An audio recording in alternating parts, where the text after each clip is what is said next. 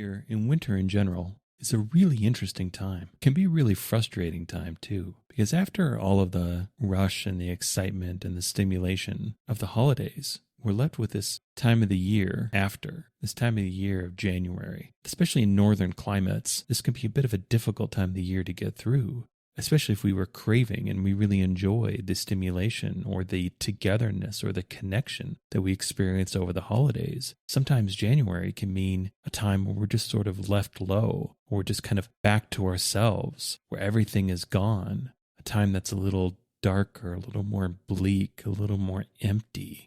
Especially northern climates, the weather seems to be a bit of a metaphor for how things feel. It's dark, it's cold, it's cloudy, it's stagnant. It feels isolating. We really perceive inactivity. We really connect with the idea of stillness. And if we have a relationship or a dependence on stimulation, stillness can be very difficult. It can be very uncomfortable because a lot of times when we are overly involved in stimulation, it's to displace something else. It's to distract from something else. It's because there's something inside of us we just don't want to face. We just don't want to honor. We just don't want to acknowledge. We just want to accept that it's true. But if we just keep ourselves busy and stimulated enough for long enough, we never really have to face it. We never really have to see it. It's a really profound ability of the human animal, is our own ability to deceive ourselves, to distract ourselves, that we can really get away from the present moment, from our own awareness of what's really going on whenever we wish. That really is incredible, because that seems to be the main thing that sets human beings apart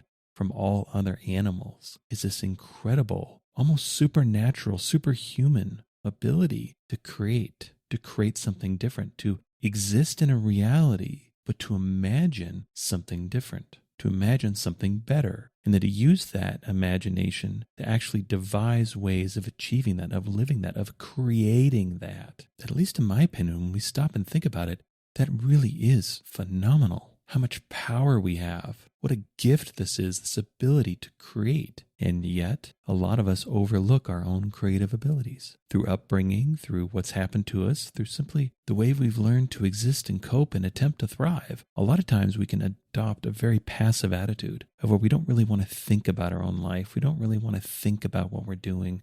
We don't really want to think about where we're going. We don't want to think about what's happening. We'd rather leave this to someone else. We'd rather leave this for someone else to figure out. But the funny thing is, or perhaps the interesting thing is, that no matter how much we defer, no matter how much we leave to someone else, that's still us choosing. That's still us creating. We're just projecting and imbuing our creative power on someone or something else. But that's a decision that we make, because that seems to be the rub. That seems to be a bit of the burden, or at least the responsibility and the gift of creativity, is that we have to choose how to use it. No matter how deferring we are, no matter how much we think we're going to let someone else decide how our own creativity works, what form it takes, what we pursue, what we eschew, that's still us choosing. That's still us creating. That when we boil it all down, no matter how external our focus is, our existence is entirely internal. Our existence is entirely lived through our insides.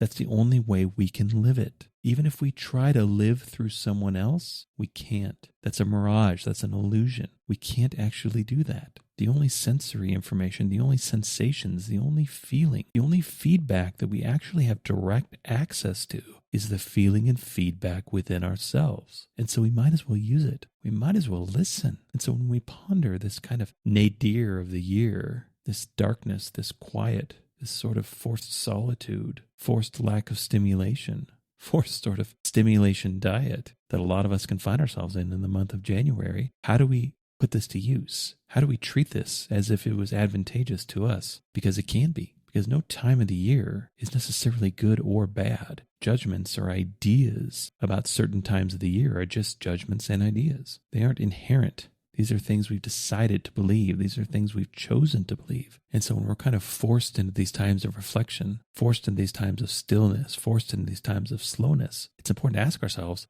no, wait a minute, why are we being forced? What's forcing us? What is this force? Because again, this is all a choice. This is all coming from within us. And if we're sensing a force, well, that's a bit of conflict, right? Well, where's that conflict coming from? Is that conflict actually a reflection, or does it originate from within us? Is this something we haven't wanted to look at, haven't wanted to feel, haven't wanted to acknowledge? And so we busy ourselves through as much external stimulation as we can possibly find. But when that stimulation is taken away, we find it profoundly affecting. Maybe we don't really know what to do with ourselves. We get a little stir crazy. We get a little itchy and uncomfortable. Maybe we get a little depressed because whatever we were holding on to in order to try to feel good feels like it's been ripped away. But in this stillness, in this slowness, in this lack of stimulation is an opportunity. It's an opportunity to reconnect with the truth. We can always choose to pursue the truth. We can always choose to deepen our relationship with the truth. We can always choose to finally stop running from the truth, because we will never win. We will never outrun the truth. The truth will always be pursuing us, will always be right on our tail, because it can't be escaped. It can be deferred for a little bit. It can be ignored. But who wants to live a life ignoring? Who wants to live a life in ignorance? Because I think it's really important to acknowledge that the root of ignorance is ignore. And nothing good, at least over the long term, is fed out of ignorance. Quite the opposite, actually, is that with all things being equal, we can dramatically improve our life by rooting out ignorance wherever we can find it. This is true especially over the long term. The more we connect with the truth, the better. The more we live the truth, the better. Because it's up to us to decide to stop running. It's up to us to decide to stop hiding. It's up to us to finally take a stand and actually face what we've been trying to distract ourselves from, what we've been trying to get away from. Because if that chase has been persistent, there's actually something in there for us. There's actually something that needs to be dealt with. We're not being pursued by the truth just to torment ourselves or be tormented. There's something actually vital in this for us to know. There's something that we need to know. There's important growth in this for us, of facing the truth, of honoring the truth. Because one of the really nice things about this time of year, when things get kind of quiet, when things get kind of slow, when the weather sort of is terrible and we don't want to go outside, we don't even want to do a lot of things because there's just too much of a rigmarole, or it's just too much. It's not really that enjoyable anymore. That this is a beautiful time to reflect. This is a beautiful time to court and invite in truth, to reconnect with the truth, to use stillness to our own advantage. That's the value of slow times. That's the value of stagnant times, is that there's not a lot going on. Well, that's a beautiful time, a beautiful opportunity to refine, because it's kind of difficult to fix things when we're going at 100 miles an hour. It really takes stopping, or at the very least, really, really, really slowing down to really be able to fix things, to really be able to do something different. That oftentimes, in order to turn,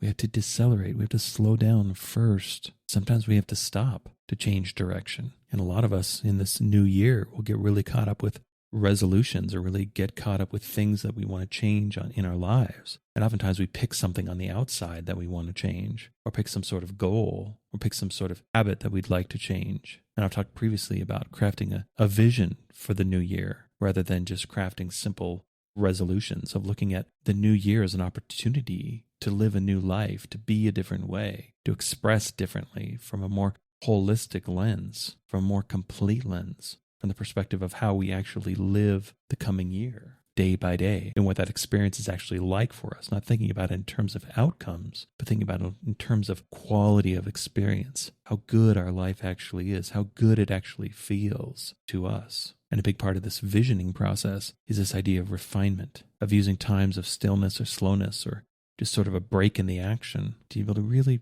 reevaluate what we've been doing. Because some of us find so much virtue in busyness, in just doing, going, experiencing. When we're moving that quickly, when we're doing that much, it can be really easy to kind of lose the thread, lose the reason why we're doing things. And so if we talk about this incredible ability, this phenomenal ability that human beings have to be able to create, well, that ability to create is rooted in the ability to set intention, to intend something different, to intend to create change, to decide to create change. Those are the headwaters of those creative abilities, that in order to change, first we have to be aware of the change that we want to create. But then the necessary next step is to decide to actually create that change. We have to truly intend to create change. It can't just be an idea. It can't just be a if only or a wish. Oftentimes it has to be a little bit more serious. It has to be a bit more commitment than that we have to decide internally to create the change from within us, from the inside out, rather than waiting for the change to come outside in. waiting for some circumstance to change, some relationship to change, some opportunity to appear, something to be different first. We don't have to defer change to someone or something else. We can decide to change whenever we wish. And obviously, just making that decision doesn't mean that the change will instantly happen. And it may not even mean that we even know what to do. But the important thing is deciding, setting that energy in motion. Because when we make that decision, we can feel it. We can feel that power shift. We can feel us reclaiming our own power from the outside world, of the power that we've imbued with things outside of ourselves, to be a certain way before we can create change. We can take that power, we can take that agency back and decide to change now. We can decide to be different now. We can start. We can take the first step, whatever it is, and we can decide to keep going. And again, this time of the year, January, can be a beautiful time to do this. Of course, if you're in the southern hemisphere, obviously this would need to be applied the opposite. But I can speak best from where I am, and I am in a northern climate where it is cold, it is dark, and it is still. It's really a weird thing to walk outside and hear silence. No wind, no birds, no leaves rustling, nothing really. Silence. And for some people, silence can be a bit scary. Sometimes it can be terrifying because we can feel alone. We can feel truly alone. There's something very discomforting. There's something very uncomfortable with that feeling. But I believe it's been my experience that if we're uncomfortable with being alone, with feeling alone, that's because we've abandoned ourselves. That connection, that unity that we actually crave is a reconnection to ourselves. That's the attention that we crave. That's the connection that we crave, is to be whole, is to be one again, not split, not part of ourselves that's ignoring and part of ourselves that's being ignored, being whole, being complete, being full, not running away from ourselves, running away from truth, not running away, period, living our life, being ourselves, connecting fully with who and what we really are, deciding to not flee, deciding to stand and face the truth, reality, who we really are, and what's really happening. Because as long as we decide to run, we will also be deciding to continue running. We can never escape ourselves. We can never escape reality. We can never escape truth. It may seem like we can for short bursts. It may seem like we can, but we can overwhelm ourselves with experience. We can seek out things that are so exciting, so stimulating, that they allow us a break, a vacation from ourselves. We can seek substances that either excite us or numb us to ourselves, that quench the anxiety, that numb the pain, that cure the depression or boredom we feel. But obviously, any of us who've had experiences with using substances to do this know that not only is it short term, but it creates an additional problem. Because whatever was driving us to use those substances in the first place, once that substance wears off, it's still there. But now we have the added problem of a substance dependence. As long as we're trying to cancel out, overwhelm, pave over parts of ourselves through the use of substances, we'll be dependent on the substances to do that. And the more substance we use, the more substance it takes to achieve the same effect. Sometimes, and what feels like a pretty cruel bit of irony, we actually only get the effect we want the first time. And we can spend months, if not years, chasing that dragon, trying to get that first high, trying to get that first low, trying to get that first peace, that first calm, that first relief again. But this is obviously a fool's errand. We're led into the labyrinth of dependence, of addiction, which oftentimes can be a far greater problem than whatever pain, whatever discomfort we're fleeing from in the first place. And although it's difficult, although it's uncomfortable, although it can be gut-wrenching, nothing is gained from running from the truth, especially over the long term. And one of the best pieces of agency, of freedom that we have, is we can choose to face the truth whenever we want. We can choose to run from the truth. But if we've been running, we need to ask ourselves, how has this been for us? Does this even work? Am I avoiding something? And all of the effort, all of the strain, all of the conflict that gets created through my avoidance worse than the thing I'm trying to avoid in the first place. And that's usually the dawn, the epiphany, the escape from addiction, is thankfully we get to a place where the pain of the addiction is greater than the pain of whatever we're trying to avoid. That the juice is no longer worth the squeeze. And addiction can be a bit of an extreme example, but we can apply this to ourselves in smaller terms. A similar idea. We can connect with the truth and find all the things in our life where the juice is no longer worth the squeeze. And we can use times of quiet. We can use times of solitude. We We can use times of reflection to seek these opportunities, because whatever positive change we create in our life, it first starts with an idea, the idea of that change. We have to want it. We have to want to seek it. We have to want to live it. And oftentimes we won't change until we have to, until we're forced to. That's just the way things work. Human beings, in addition to being creative, can also have tremendous willpower, and we can choose to apply that will, that action, that force, however we want. And in times of reflection, it's important to ask ourselves, how am I applying my action, my behavior, my force, my power? Am I actually getting what I want? Am I actually doing what I want? Is this good? What is all of this in service of? What am I doing? What am I getting? Because one thing I know for sure is that life is better the more connected we are, the more aware we are of the truth. The other thing I know for sure is there's always more truth to discover. There's always more truth to know. And the benefits of the acknowledgement, the knowing of truth, is when that truth gets applied. That's like a lot of spiritual lessons. Their value is in their application. These aren't things to just be learned or memorized. These aren't ideas that are just interesting to think about. The whole purpose, the whole value is for them to be applied, to be used. That's the point. Spiritualism in any form is an applied practice. It's much more about walking the walk than talking the talk. It's much more about doing. It's much more about being than it is about knowing, than it is about thinking, than it is about talking. And we can choose to act. We can choose to be grounded in the truth, informed by the truth, with the truth. And the more truth we live, the better. The better our lives will be, the better we'll feel, the better our relationships will be, the better things will go for us. Because life is really good at rooting out the untrue.